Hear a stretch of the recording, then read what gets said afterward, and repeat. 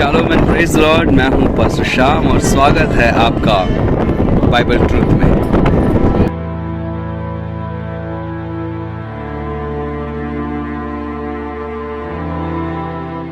और आज मैं यहाँ अकेला नहीं हूँ और मेरे साथ हैं हमारे पास्टर जी, pastor Lal ji, pastor PM लाल। और हम आज आए हैं प्रकृति की खूबसूरत वादियों में, जहाँ हम परमेश्वर के वचन को गहराई से सीखेंगे।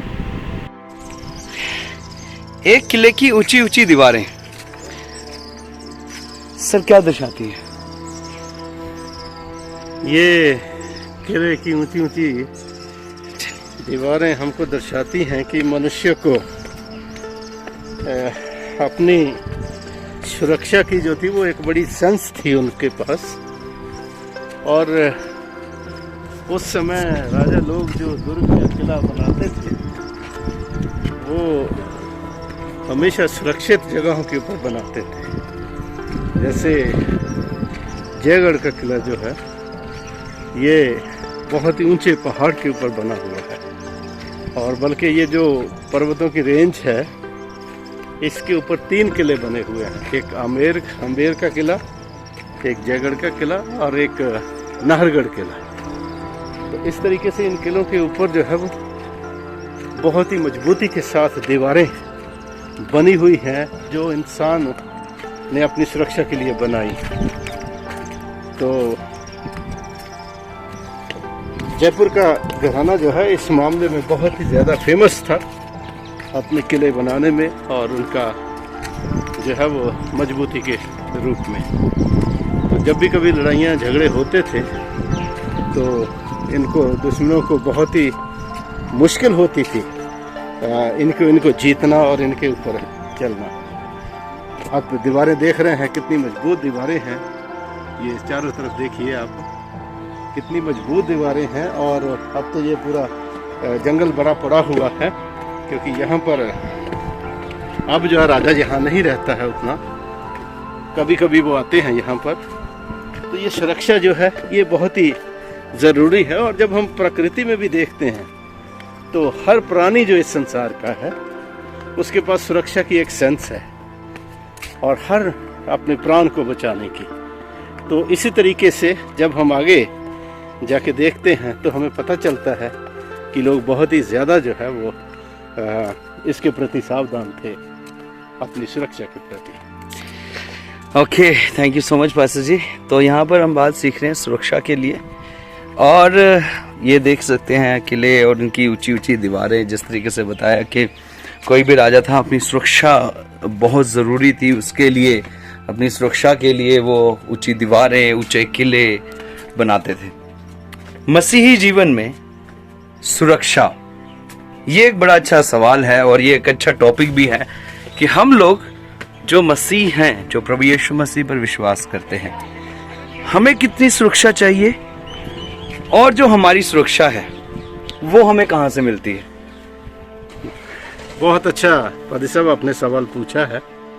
आप देख रहे हैं मेरे दाहिने बाएं दोनों तरफ बहुत ही मजबूत जो है, बहुत ही चौड़ी 1.5, 2 फुट, 3 फुट चौड़ी जो है यहाँ पर दीवारें बनाई गई हैं, जिसमें इंसान जो है वो अपनी सुरक्षा के विषय में सोचता है।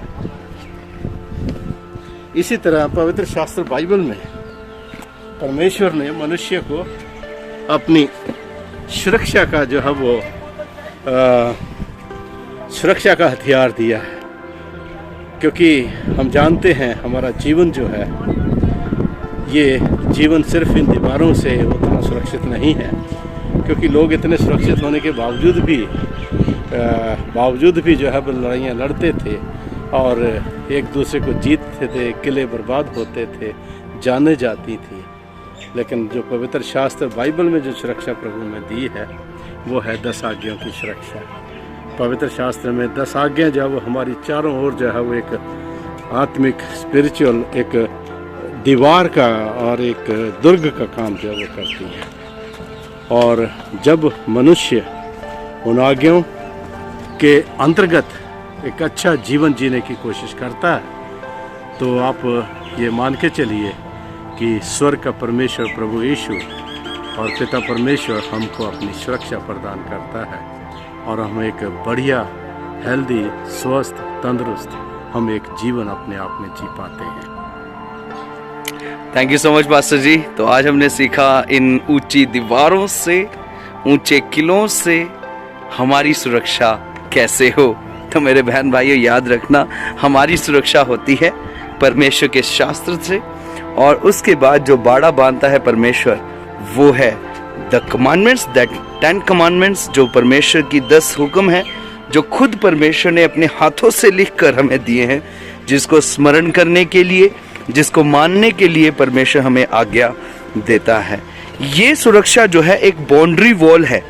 जैसे कहते हैं, अगर हम पाप की परिभाषा सीखें तो पाप की परिभाषा क्या होती है कि जब हम अपने बाड़े से बाहर निकलते हैं, जब हम उस बाड़े को जो परमेश्वर ने हमें दिया है, लेट्स कॉल वो आज्ञा है, जिस तरीके से आदम और हवा के पास आज्ञा थी कि बेटा तुम ये फल मत खाना, वो उनकी बाउंड्री वॉल थी। बाउंड्री वॉल थी। उन्होंने उस बाउंड्री वॉल को लांघा तो क्या हो गया, उनसे पाप हो गया, उनका जीवन उनकी टूट गई है। वो 10 आज्ञा जो है पास्टर श्याम जी, वो परमेश्वर के लोगों के लिए जो एक दुर्ग का काम करती है। दुर्ग का काम करती एक है, ऐसा दुर्ग जिसको कोई ध्वस्त नहीं कर सकता। Thank you, god bless you. God bless you too, thank you. तो मेरे बहन भाइयों, हमें भी चाहिए कि हम अपनी उस सुरक्षा के अंदर, उस दायरे के अंदर रहें, ताकि शैतान हमें कहीं से भी फाड़ ना खाए और हमारे जीवन परमेश्वर में सुरक्षित रहे।